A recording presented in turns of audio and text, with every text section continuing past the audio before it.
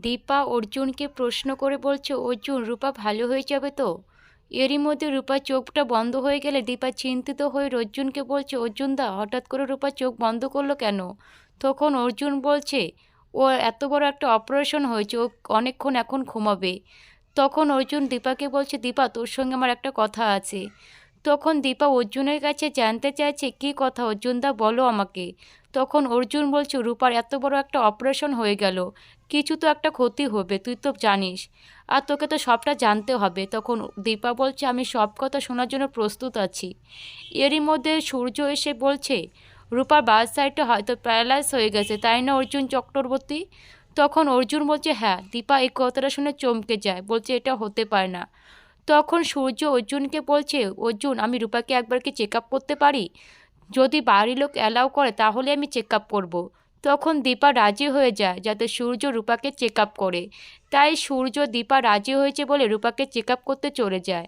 আর এদিকে পুলিশ মিসকাকে জেরা করতে বলতে থাকে, মিসকা সেন, আপনি সব সত্যিটা স্বীকার করুন, তাহলে আদালত আমাকে কম শাস্তি দিবে। তখন মিসকা বলছে, আদালত আমাকে কী শাস্তি দিবে? আমার বিরুদ্ধে তো কোনো প্রমাণই নেই, আপনারা তো কিচ্ছু প্রমাণ করতে পারবে না। আর রূপা রূপা তো 3 মাস একদম রেস্ট, কোনো কথাই বলতে পারবে না, আমি তো ওকে মেরেছি, কিন্তু এসবের কিচ্ছু প্রমাণ নেই। তখন পুলিশ রাগের চোটে হসপিটালে চলে যায় রূপার বয়ান নেওয়ার জন্য। তখন অর্জুন বলছে, রূপা তো এখনও কথা বলার অবস্থায় নেই। তখন পুলিশ দীপাকে বলছে, রূপা যদি কথা না বলতে পারে তাহলে মিসকা সেনকে শাস্তি দিতে পারবো না। আর এদিকে মিসকার পাপাই মিসকার সঙ্গে জেলে দেখা করতে চলে আসে। তখন এসে মিসকাকে বলছে, মিসকা কেমন আছিস?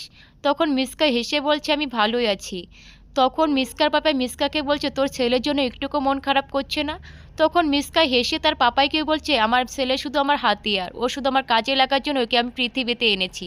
তখন মিসকার পাপাই মিসকার উপরে কিছুটা রাগ করে উকিলকে দিয়ে সেখান থেকে বেরিয়ে যায়।